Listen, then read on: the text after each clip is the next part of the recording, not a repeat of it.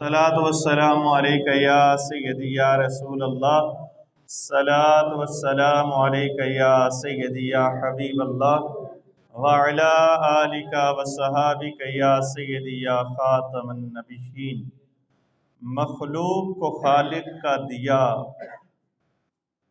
मखलूक को खालिक का दिया बांट रहे हैं। मुख्तार हैं हबीबे खुदा बांट रहे हैं। दुनिया में न देखा उन जैसा सखी और, दुनिया में न देखा उन जैसा सखी और, वो सबको रहमत की दुआ बांट रहे हैं। हम्दो सना लारैब किताब कुरान मजीद फरकान हमीद से एक आया मुबारका पढ़ने का शरफ़ हासिल किया। दुआ है कि अल्लाह ताला हमारी हाज़री को शर्फ़ कबूलियत से नवाजे। अल्लाह ताला कुरान मजीद फरकान हमीद में पारा नंबर 2 है, रुकू 7 है, इरशाद फरमाता है उजीबु दाअवत दाई इज़ा दआनी, मैं पुकारने वाले की पुकार कबूल करता हूँ सो जब भी पुकारे। आज का जुमातुल मुबारक पर जिस चीज़ को बयान किया जाएगा वो दुआ की फजीलत के हवाले से, जिससे हम महरूम हो चुके हैं और हमने सरकार दो आलम सल्लल्लाहु अलैहि वसल्लम के बहुत सारे फरमान को भुला दिया है। अल्लाह करे आज का जुमातुल मुबारक पे मेरी बातों को सुनकर हम सब को उस पर अमल करने की तौफीक अता फरमाए। नबी करीम सल्लल्लाहु अलैहि वसल्लम ने इरशाद फरमाया अद्दुआउ हुवल इबादतु, दुआ भी इबादत है। दुआ जब भी बंदे के हाथ उठें ये इबादत में लिखे जाते हैं। और सरकार फरमाते हैं अद्दुआउ मुगा इबादती, के इबादत दुआ से फ़ायदा उठाओ। और एक अल्फाज है मुखुल इबादती, के इबादत का जो मगज़ है वो दुआ है। और सरकार दो आलम सल्लल्लाहु अलैहि वसल्लम फरमाते हैं लैसा शैउन अकरमा अलल्लाहि मिनद दुआ, दुआ से ज़्यादा अल्लाह ताला के नज़दीक कोई चीज़ नहीं है। सबसे ज़्यादा पसंदीदा जो चीज़ है, तिरमिज़ी की हदीस है, अल्लाह ताला को वो दुआ है। और सरकार फरमाते हैं व अफजल ज़िक्री ला इलाहा इल्लल्लाह, सबसे अफजल जिक्र ला इलाहा इल्लल्लाह है। व अफजल दुआई अस्तगफिरुल्लाह, सबसे अफजल जो दुआ है वो अस्तगफिरुल्लाह है।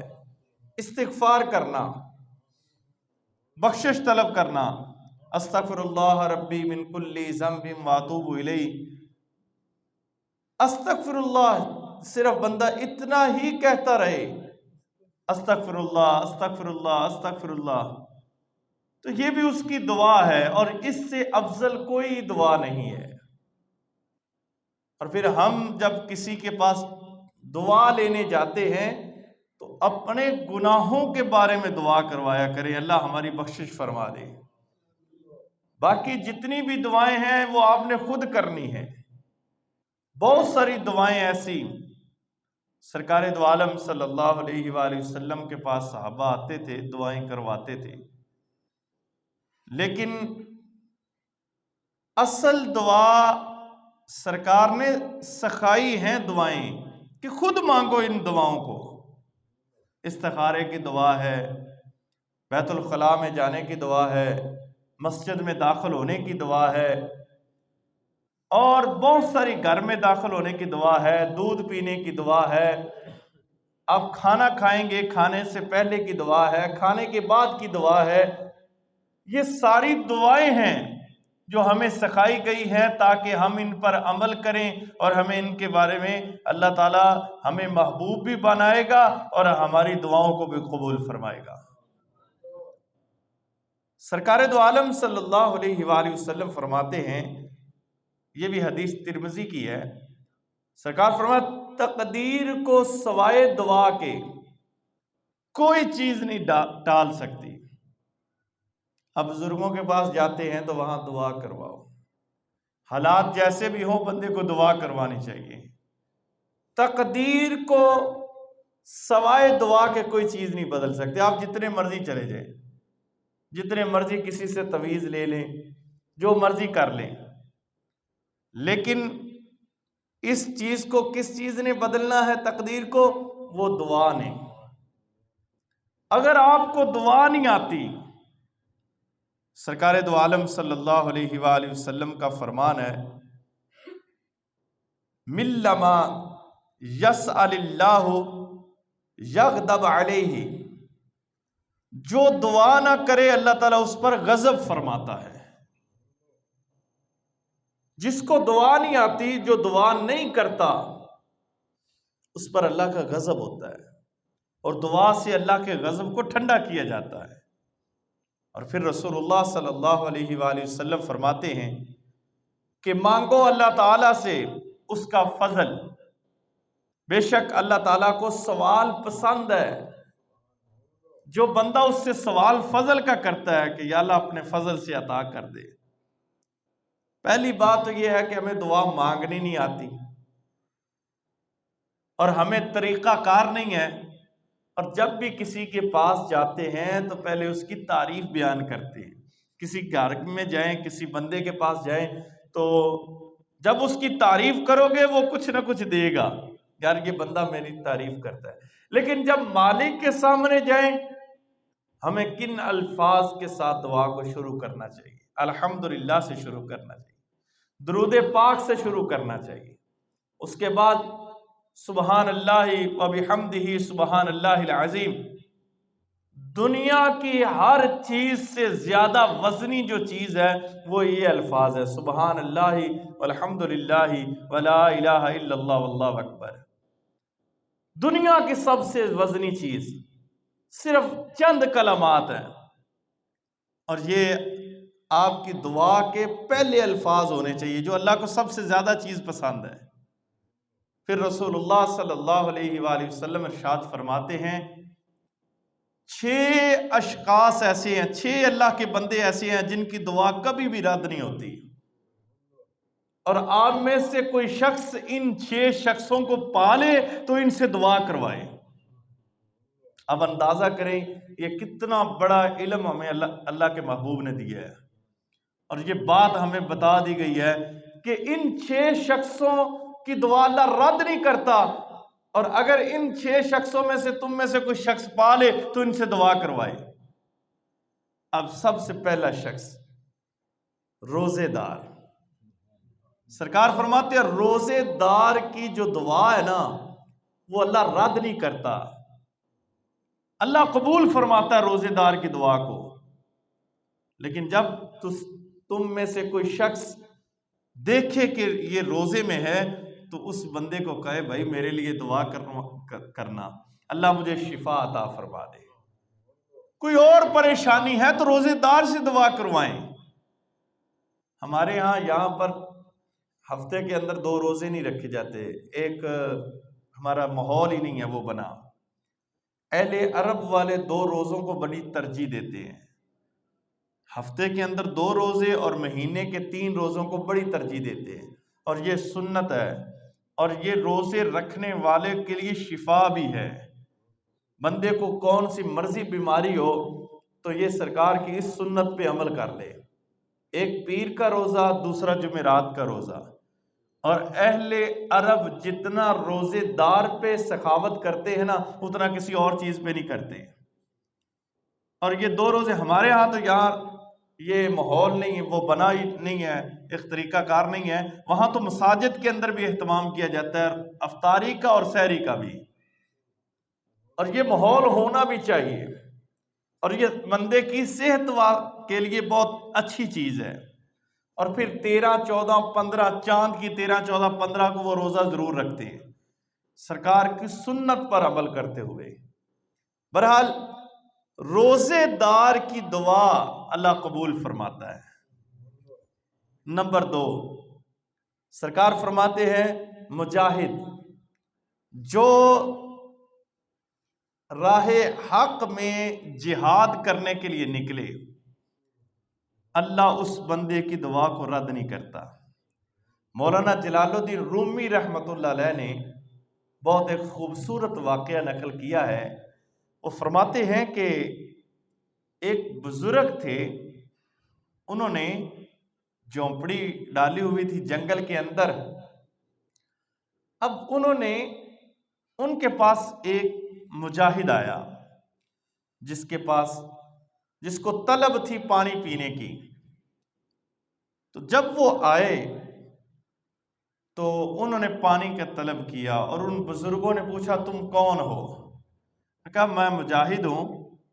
مولانا جلال الدین رومی رحمۃ اللہ علیہ کہتے ہیں کہ وہ بزرگ نے ان کو کھانا بھی کھلایا، پانی بھی پلایا، اور ان سے کہا کہ تم ایسا کرو کہ میری بیٹی فالج کی مریض ہے، تم اس کے لیے دعا کرو۔ اس بندے نے دعا کی، اور پھر جاتے ہوئے گھوڑوں کی جس گھوڑے پہ وہ سوار تھا اور جہاں اس کے قدم لگے تھے وہاں سے مٹی لی، اور پھر اس کے بعد اس کو پانی میں ڈال کر اپنی بچی کو پلاتا رہا۔ اللہ نے اس بچی کو شفا عطا کی، اور جب وہ بچی تندرست ہوئی تو اس نے پوچھا کہ مجھے یہ صحت کیسے ملی ہے۔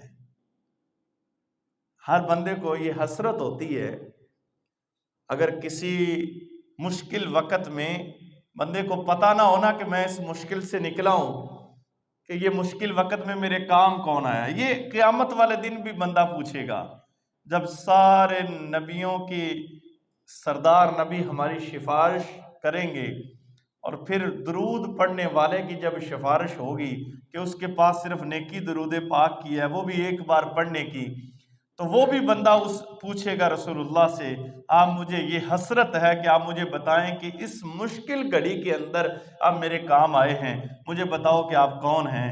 تو رسول اللہ اس وقت فرمائیں گے کہ میں وہی محمد ہوں جس پر تم نے درود پڑھا تھا صلی اللہ علیہ وآلہ وسلم۔ اب یہ حسرت ہوئی اس بیٹی کو، تو اس کے باپ نے کہا کہ ایک مجاہد یہاں آیا تھا جو تیرے لیے اس نے دعا کی، اور میں نے اس کی دھول جو اڑ رہی تھی پاؤں کے ساتھ لگی ہوئی وہ لی، اور اس سے تمہیں غسل بھی کروایا اور تمہیں پانی بھی پلایا، اللہ نے تجھے صحت دے دی، کیونکہ صدق یا رسول اللہ صلی اللہ علیہ وسلم، اللہ کے رسول نے سچ فرمایا ہے، دعوت المجاہدی لا یرد دعوتہ۔ رسول اللہ صلی اللہ علیہ وآلہ وسلم نے فرمایا مجاہد کی دعا اللہ رد ہی نہیں کرتا۔ رسول اللہ صلی اللہ علیہ وآلہ وسلم کے اس فرمان کی وجہ سے میں نے ان چیزوں پہ عمل کیا، اللہ نے میری بیٹی کو شفا عطا کر دی۔ اب نمبر 3، رسول اللہ صلی اللہ علیہ وآلہ وسلم نے فرمایا کہ امام اور قاضی جو عادل ہوں، شرط رکھی سرکار نے ایک عدل کی، یہ نہیں ہے کہ عدل نہ کرنے والے امام اور قاضی۔ ہمارے ہاں یہ بھی ماحول نہیں ہے کہ امام قاضی ہو، ٹھیک ہے، امام کو تو گولیاں مارنے کے لیے لوگ حاضر ہیں، گورنمنٹ انہوں نے قاضی کیا بنانا ہے۔ یہاں سب کے لیے سہولتیں میسر ہیں، لیکن اگر نہیں ہے تو امام مسجد کے لیے نہیں ہے، وہ امدادی ہے یا دوسری ہے۔ تمام یہ میں اکثر علماء کو کہتا ہوں کہ اللہ کا شکر ہے جب تک لگی ہوئی ہے، لیکن آپ بھی ٹر جاتے ہیں جو امام کا ساتھ دیتے ہیں، جوانی کے اندر امام لگا رہتا ہے کام میں جب تک سقط ہوتی ہے، لیکن جب اس کا وقت گزرتا ہے، آواز نہیں رہتی، اس کا وہ محنت نہیں رہتی، تو پھر ہمارے دوسرے نئی نسل آتی ہے، امام بدل جاتی ہے، لیکن کبھی نہیں پوچھا کہ اس کے امام کا کیا بنا۔ یہ ہمارے پاکستان کے اندر، بلکہ پوری دنیا میں نہیں، بڑے صغیر کے اندر یہ ماحول ہے کہ امام مسجد کا کوئی حال خیر نہیں ہے، یعنی کہ آخری زندگی میں کوئی ایسا نہیں ہے، نہ ان کو پینشن ملنی ہوتی ہے، نہ ان کا کوئی نہیں ہوتا، اور بچے بھی ماشاءاللہ مولویوں کے زیادہ نافرمان ہی ہوتے ہیں۔ یہ حقیقت ہے، جو معاشرے کے اندر ہمارے ماحول ہے نا، وہ جن کو دین فری کا ملے نا تو وہ سمجھتے ہیں کہ اب ہم نے کیا کرنا ہے۔ بہرحال امام یہ اللہ یہ خیر کرتا ہے اماموں پہ، اور جو ہمارے معاشرے کا حال بھی یہی ہے کہ جب چاہے مولوی کی چھٹی کروا دے، یہ بھی کوئی پتہ نہیں ہے، یہ بھی کوئی حال نہیں ہوتا۔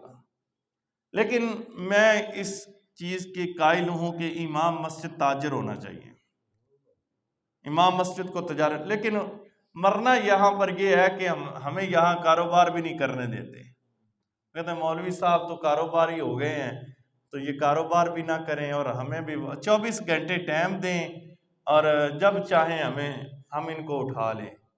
لیکن میں اس چیز کے حق میں ہوں کہ امام مسجد کو اتنی امداد کی جائے کہ وہ اپنا ساتھ کاروبار شروع کرے، اور مسجد میں وہ بغیر پیسوں کے جو کام کرے۔ جو لوگ اپنی مرضی سے دیں تو ٹھیک ہے، لیکن وہ اپنی تجارت سے کمائے اور خوشحال آ کے اور چھوٹا موٹا کاروبار ساتھ چلے، جس کا اس کا گھر کا نظام چلتا رہے۔ لیکن ہمارے ہاں یہاں پر ماحول نہیں ہے، اور سب سے پہلے تو اگر کوئی مولوی کاروبار شروع کر لے تو انہوں نے وہ ساتھ والے کہتے ہیں مولوی کاروباری ہو گیا ہے، تو کاروباری ہو گیا تو آپ حضرت عمر فاروق رضی اللہ تعالیٰ عنہ اور حضرت ابوبکر صدیق رضی اللہ تعالیٰ عنہ، کیا وہ امام نہیں تھے؟ ساتھ کپڑے کی تجارت بھی کرتے تھے۔ جتنے صحابہ کرام امام تھے ساتھ ساتھ کاروبار بھی کرتے تھے۔ ہمارے یہاں پر یہ ہے کہ رات کے 12 بجے بھی آ کر دستک دے رہے، مولوی صاحب اٹھو دم کروانا ہے۔ مولوی صاحب نے کوئی نیند کی فکر نہیں، آپ کو کوئی نہیں فکر ہے کہ مولوی صاحب نے بھی سونا ہی ہوتا ہے۔ یہ میں نے وہ 1-2 مرتبہ یہ واقعہ آپ کو سنایا تھا۔ رات ابھی میں چند دن پہلے بھی رات کے 11 بجے آ کے دروازہ کوئی دستک دیتا رہا، یہ ممتاز کو پتہ ہے۔ تو میں تو محفل سے آیا تھا تو میں سو گیا۔ صبح مجھے ممتاز نے بتایا کہ یہاں دم کروانے والے نا کوئی مائی تھے اور یہ وہ دوسرا کھڑے تھے اور وہ دروازہ پر دستک دے رہے تھے، اور ایک مرتبہ وہ کہتا مجھے پتہ ہی نہیں ہے، دروازہ بڑا زور سے وہ رات کے 12-1 بجے کوئی دستک دے رہا تھا۔ تو میں نے کہا بس یہ نیند کو حرام کرنے کے لیے مولوی رہ گئے ہیں، ان کی بھی نیندیں حرام کر دو۔ اب ہر بندے کی اپنی اپنی مصروفیت ہے، معاملات ہے، لیکن اگر دم بھی کروانا ہے، بابا مجید مغرب ٹائم آتا ہے، مغرب ٹائم آ جایا کرو، دم میں کر دیا کرا۔ عشاء کے بعد بھی آپ آ جائے، عشاء کے بعد بھی کوئی ٹائم ہوتا ہے، فجر کے بعد ہوتا ہے، سارا دن ہوتا ہے۔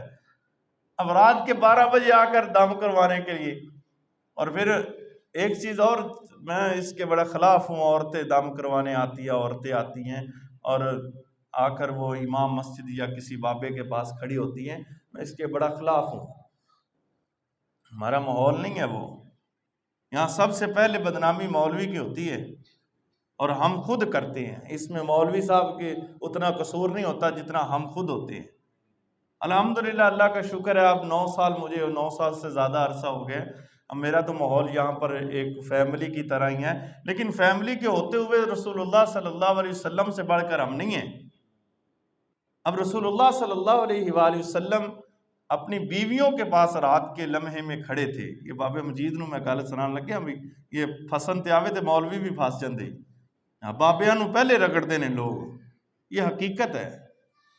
یہ بزرگوں کو نا پہلے پکڑتے ہیں لوگ، کیونکہ خود تو وہ اس لمحے میں گزر رہے ہوتے ہیں جس میں وہ شہوت ان کی زیادہ ہوتی ہے، تو وہ سارا قصور بابیوں کا بنا دیتے، رہندی مہندی کسر مولویاں دی کٹ دیندے۔ اب رسول اللہ صلی اللہ علیہ وسلم نے 2 شخص گزرے، سرکار فرمائی ادھر بلایا ان کو، میں یہ میری بیوی فلاں ہے، یہ میری بیوی فلاں ہے۔ وہ شخص کہنے لگے یا رسول اللہ ہم نے تو پوچھا ہی نہیں آپ سے، ہم تو اپنے جا رہے تھے۔ سرکار نے فرمایا ٹھیک ہے آپ جائیں، یہ میری دونوں بیوی ہیں۔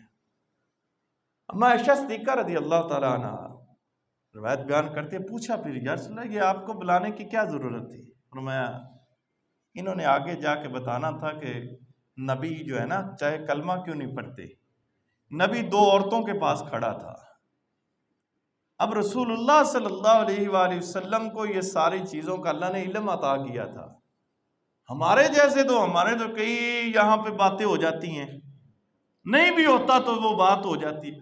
اب رسول اللہ صلی اللہ علیہ وسلم اتنی احتیاط کرتے تھے، اتنی احتیاط برتے تھے کہ ہمارے ساتھ یہ معاملہ ہو جائے گا، اور یہ احتیاط ہے یہاں پہ۔ بہرحال رسول اللہ صلی اللہ علیہ وسلم نے فرمایا امام اور قاضی اگر عادل ہیں ان کی دعا اللہ کبھی رد نہیں کرتا، انصاف کرنے والے ہوں۔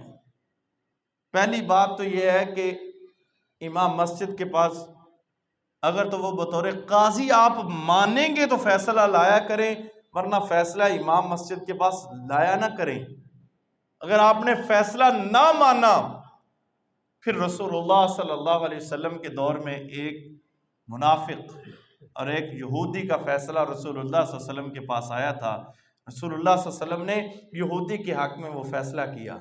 وہ منافق جو کلمہ تو پڑھتا تھا لیکن اس نے جا کر اس نے کہا یہ میں فیصلہ عمر سے کرواؤں گا، رسول اللہ صلی اللہ علیہ وسلم کو کیا پتہ ان چیزوں کا، اور وہ فیصلہ جب حضرت عمر فاروق کے پاس لے گئے، عمر فاروق نے فرمایا یہاں ٹھہرو میں ابھی آتا ہوں، تلوار لائے اس منافق کا سر قلم کر دیا، دار دیا سر۔ میں جو فیصلہ میرے رسول کا نہیں مانتا اس کا فیصلہ میری تلوار ہی کرتی ہے۔ اب دیکھیں کہ جب فیصلہ امام کرتا ہے تو اس کو ماننا آپ پہ ضروری ہے، چاہے وہ آپ کے خلاف کیوں نہیں ہے۔ یہ چیز ذہن میں رکھ لیں۔ پہلی بات تو ہے امام مسجد کے پاس فیصلہ نہ لائے، اگر لانا ہے تو پھر یقین کے ساتھ لائیں جو فیصلہ ہوگا ہم مانیں گے۔ اب جس کے حق میں فیصلہ ہوتا ہے وہ تو بڑا خوش ہوتا ہے، اور جس کے حق میں فیصلہ نہیں ہوتا وہ خباثت پھیلاتا ہے پورے محلے میں، پورے شہر میں۔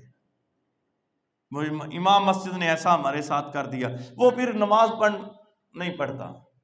بہت سارے معاملات ہمارے سامنے آتے ہیں اس معاملے میں، تو میں نے کہا کہ امام مسجد کو چاہیے کہ وہ سر پیڑ نہ لے اس میں۔ یہ اب قوم وہ نہیں رہ گئی کہ وہ اپنے امام کی عزت کرے، ورنہ میں اپنے دور کی بات، بزرگوں کا تو دور کی بات ہے کہ امام مسجد آتا ہوتا تھا تو ہم ہاتھ اپنے کپڑوں سے صاف کرتے تھے کہ ہم نے سلام لینا ہے امام مسجد کے ساتھ۔ اب تو وہ چیز، وہ حص ہی ختم ہو گئی ہے، وہ لذت ہی ختم ہو گئی ہے۔ اب چوتھے نمبر پر سرکار نے فرمایا اللہ حاجی کے جب وہ حج کو ادا کر لیتا ہے اس کے بعد جب وہ دعا کرتا ہے اللہ اس کی دعا کو رد نہیں کرتا۔ حاجی جب ہاتھ اٹھاتا ہے اور اس کی دعا کو کبھی بھی رد نہیں کیا جاتا، اور رسول اللہ صلی اللہ علیہ وسلم نے فرمایا مریض بیمار بندہ جب دعا کرتا ہے تو اللہ اس کی دعا کو رد نہیں کرتا۔ میں نے اکثر آپ کو کہا کہ جب بھی کوئی بیمار ہو تو اس کے لیے دعا کم کیا کرے، بلکہ اس سے دعا لیا کرے، جا کر اس کو کہیں یار میرے حق میں دعا کرو، اللہ اس بیمار کی کبھی بھی دعا رد نہیں کرتا۔ ہمارے یہاں پر معاشرے کو سمجھانے کے لیے یہ باتیں ذہن میں آ جاتی ہیں کہ ہمارے ہاں بیمار کے پاس اتنا وقت اور اتنی باتیں کی جاتی ہیں، یہ ہمارے ایشیا کے اندر ہی ہے، بلکہ پوری دنیا میں بیمار کے پاس کسی کو جانے نہیں دیتے، وہ اچھا کرتے ہیں۔ وہ ایک نجار تھا عرب کے اندر، بڑا یہ خوش مزاج بندہ گزرا ہے۔ یہ 10ویں کلاس کے اندر عربی کے اندر میں نے اس کے یہ بات کو پڑھا تھا۔ یہ کہتا میں ہو گیا بیمار، کافی دوست میرے پاس آئے پوچھنے کے لیے، عشاء کی نماز کے بعد بیٹھے رہے، کافی گپ شپ کرتے رہے، رات کے 12 بج گئے، سردیوں کے دن تھے، میں اٹھا بستر اتارا، میں نے ہاتھ جوڑا آپ جائے میں ٹھیک ہو گیا ہوں۔ ہمارا حال بھی یہی ہے، ہم بیمار کے پاس ایسی پہلی بات تو عورتوں کو بیمار کے پاس بیٹھنا ہی نہیں چاہیے، وہ پہلی بات تو یہی کرتی ہیں وہ فلانا بھی ایویں مریا سی۔ اب بجائے اس کے اس کو دلاسا دینے کے آپ ہمت کرے، آپ اللہ نے آپ کو ہمت دی ہے. بڑے بڑے ایسے لوگ گزرے ہیں. اب انگریزوں کی بات کیا آپ کو سنائیں. ایک بہت بڑا ایک سائنسدان گزرا ہے، صرف اس کی آنکھیں کام کرتی تھی. 65 سال اس نے زندگی گزاری ہے.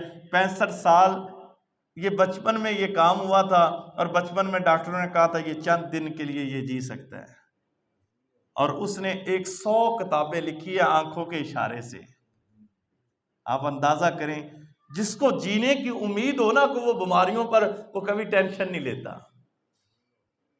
بہرحال ایسے ایسے بندے گزرے ہیں. ہم نے کیا کیا ہے؟ ہم اچھے بھلے تندرست بندے کو بیویاں 4 بٹھا کے اس کو بیمار کر دیتے. بیمار نہیں، بلکہ جب تک وہ قبر میں نہیں جاتا نا اس وقت تک وہ بیویاں وہاں سے نہیں اٹھتی. اب اس کو ہمت دیں کہ بجائے اس کے نیگیٹو سوچ کریں کہ یا فلاں ایسے مرا. اب یہ نہیں کہتے کہ یار اس دعا سے فلاں بندہ بھی جی رہا ہے، فلاں بھی تندرست ہو گیا ہے. بیمار کے پاس جاؤ تو فضول باتوں سے گریز کیا کریں، فضول باتیں نہ کیا کریں وہاں جا کے. رسول اللہ صلی اللہ علیہ وسلم نے فرمایا بیمار کے پاس جاؤ تو اس سے دعا کرواؤ، دعا لو اس سے. فرشتے اس کے پاس آتے ہیں، اور یہ دعا اس کے بعد اللہ ماں کی دعا کو بھی کبھی رد نہیں کرتا. جتنی مرضی آپ کو تکلیف ہے، دکھ ہے، مصیبتیں ہیں، کہ آپ دعا کروائیں. نبیوں کی دعا تو ہمیشہ رد ہوتی نہیں ہے نا. حضرت ابو ہریرہ بہت ساری حدیثوں کے راوی ہیں، فرماتے ہیں کہ میری ماں نا یہ رسول اللہ صلی اللہ علیہ وسلم کو گالیاں دیتی تھی. میں ایمان لے آیا تھا، تو میں نے ایک دن رسول اللہ صلی اللہ علیہ وسلم سے عرض کیا یا رسول اللہ دل چاہتا ہے کہ میری ماں ایمان لے آئے. ابھی رسول اللہ صلی اللہ علیہ وسلم نے ہاتھ اٹھائے تھے اور دعا کی. یہ دوڑ کر گھر پہنچے تو جا کر دیکھا تو ان کی ماں غسل کر رہی ہے. رسول کی دعا ابھی ہاتھ اٹھانے ہی ہوتے ہیں، اللہ پہلے سے قبول فرما لیتا ہے. ایسے ہی ایک عرابی آیا، اس نے کہا حضور مال ہلاک ہو گیا، ہم برباد ہو گئے، کوئی چیز نہیں رہ گئی. تو رسول اللہ صلی اللہ علیہ وسلم سے بارش کی دعا کروائی، تو اللہ کے محبوب نے پھر ہاتھ اٹھائے. پورا ہفتہ بارش ہوتی رہی، پورا ہفتہ مدینے میں. اور پھر وہ آگے والے جمعے میں پھر کھڑا ہوا، یا رسول اللہ آپ مال بارش کی وجہ سے ہلاک ہو رہے ہیں. رسول اللہ صلی اللہ علیہ وسلم نے انگلی کا اشارہ کیا اور مدینے میں نقشہ کھینچا اور دعا کی، مالک جہاں پر آبادی ہے وہاں پر بارش نہ دے، جہاں پر فصلیں ہیں وہاں پر بارش دیتا رہے. اب دیکھیں کہ وہ بارش پھر چلتی رہی. رسول کی دعا، اور پھر اس کے بعد رسول کے بعد جس دعا کو اہمیت زیادہ دی گئی ہے وہ ماں کی دعا کو دی گئی ہے رسول کے بعد. اب ماں کی دعا سے بڑا کچھ ہوتا ہے. داؤد علیہ السلام کے دور میں اسرائیل فرشتے ان کے پاس انسانی شکل میں بھی آتے تھے. داؤد علیہ السلام کے پاس اسرائیل آیا، پوچھا کہ کدھر کا ارادہ ہے. میں کہا میں فلاں جگہ پہ گیا تھا، اللہ نے اس کی 40 سال عمر بڑھا دی ہے، میں تو اس کو موت کے لیے آیا تھا، اس کی جان نکالنے کے لیے. تو کون سا ایسا عمل؟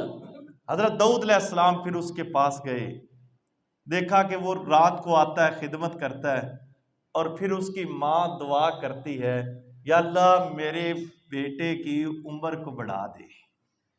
اللہ نے 40 سال کی عمر اور بڑھا دی. دعا تقدیر کو بدل دیتی ہے، رسول نے خود فرمایا ہے. رسول اللہ صلی اللہ علیہ وسلم نے فرمایا دعا تقدیر کو بھی بدل دیتی ہے. یہ اس مالک کو پتا ہے کہ اس نے کیسے یہ تقدیر کو بدل دے. وہ ایک ماں تھی نا کہ حضرت موسیٰ علیہ السلام نے کہا تھا یا اللہ میرا جنت میں ساتھی کون ہوگا؟ میں ہے ایک قصائی، فلاں علاقے میں وہ گوشت کا پٹا لگاتا ہے، وہ تیرا ساتھی ہوگا. قصائی اور موسیٰ علیہ السلام کا ساتھی. اب یہ تو مترادف چیزیں بھی نہیں ہیں، مساوی بھی نہیں ہیں. اور آپ اندازہ کریں کہ موسیٰ علیہ السلام کے تڑپ ہوئی کہ اس شخص کو میں ملوں. وہاں پر گئے، 3 دن اس کے عمل کو دیکھا، یہ عمل کیا کرتا ہے. لیکن جو عمل اس کی ماں کی لفظوں میں تھا وہی عمل تھا. وہ ماں کو کھانا کھلاتا، ماں دعا دیتی، یا اللہ میرے بیٹے کو موسیٰ علیہ السلام کا ساتھی بنا دے. اب دیکھیں کہ ماں کی دعا سے اللہ نے موسیٰ علیہ السلام کا ساتھی بنا دیا. اور ہمارے ماشاءاللہ پنجاب کے اندر جو ماؤں کا عشر ہوتا ہے، پنجاب میں بلکہ پوری دنیا میں، خاص کر کے ہمارے یہاں پر جو لینگویج استعمال کی جاتی ہے ماؤں کے بارے میں، اللہ معاف کرے بس، ورنہ یہ تو ایسے پھول ہیں جن کو سجا کے رکھنے کا ہمیں. اور رسول اللہ صلی اللہ علیہ وسلم نے جو جملے آخر میں فرمائے تھے، قربان جائیں، رسول اللہ جب ابوا کے مقام پر گئے اور اپنی ماں کی قبر پہ زار و قطار روئے، اور پھر جب رونے کا سبب پوچھا صحابہ نے، تو آپ نے فرمایا آج میری ماں زندہ ہوتی 10 لاکھ کا لشکر تھا آپ کے ساتھ. بندے کے پاس اتنے غلام ہوں، اتنے نوکر ہوں بندے کے ساتھ، اور پھر ماننے والے بھی ایسے جنہوں نے پوری دنیا پہ اسلام کو پھیلایا. اور پھر یہ صحابہ کے سامنے سرکار نے فرمایا آج میری ماں زندہ ہوتی، دیکھتی کہ اللہ نے اس کے بیٹے محمد کو کتنی شانوں سے نوازا ہے. یار بندے کے پاس دولت آ جائے، شہرت آ جائے، عزت آ جائے، یہ آپ نے کس کو دکھانا ہے؟ لوگوں کو. سب سے بیوقوف شخص میں اس کو مانتا ہوں جو دولت لوگوں کے سامنے عزت کروانے پہ لگا رہا ہے. اور جو سب سے زیادہ مستحق لوگ ہیں، ماں باپ ہیں، بہن بھائی ہیں، اس کے عزیز ہیں، ان کو کوئی لفٹ ہی نہیں ہے. ایک بندے کے بارے میں یہ کچھ دن پہلے کالم یہ چھپا، میں نے پڑھا، بڑا سخی، بہت ہی سخاوت کرتا، لیکن وہ کہتا ہے کہ میری دعا قبول نہیں ہوتی. داتا صاحب آیا، وہاں عالم دین ہے سیالوی صاحب، محمد رمضان سیالوی صاحب، ان سے ملاقات ہوئی تو اس نے سارا کہا کہ میں اس وقت دنیا کے امیر ترینوں میں میرا شمار ہوتا ہے، خرچ بہت کرتا ہوں، لیکن میری دعا ایک ہے وہ قبول نہیں ہوتی. اس نے کہا کہ ماں باپ زندہ ہے؟ اس نے کہا زندہ تو ہیں، 20 سال ہو گئے ان کے پاس نہیں گیا. اس نے کہا جہاں پر تیری دعائیں چھپی ہیں، قبولیت جہاں چھپی ہے وہاں تو جاتا ہی نہیں ہے. تو مزارات پہ جتنے مرضی چکر لگا، مسجدوں میں جتنے مرضی چکر لگا لے، تیری دعاؤں کا سبب تیرے ماں باپ ہے. ہو سکتا ہے یہ جو رزق تمہیں دیا جا رہا ہے یہ بھی رزق تیری ماں باپ کی دعاؤں سے ملتا ہو. اب ماں باپ بدعا کبھی نہیں کرتا. ہمارے ہاں جتنے مرضی ماں باپ ستائے بھی کیوں نہ ہونا، وہ زیادہ سے زیادہ کیا بدعا کرتے ہیں. ہمارے پنجاب میں تیرا کھ نہ رہے، تیرا کچھ نہ رہے، چند لمحوں کے بعد. یہ بھی وہ دل سے نہیں کرتے، اگر وہ دل سے کرے تو واقعی کسی کا کھ نہ رہے. وہ صرف اس لیے ستائے جو ہے. بہرحال ہم نے جب دیکھا اپنے غموں کو، ہمارے غموں سے لوگوں کے غم زیادہ تھے. والسلام آخر دعوانا الحمدللہ.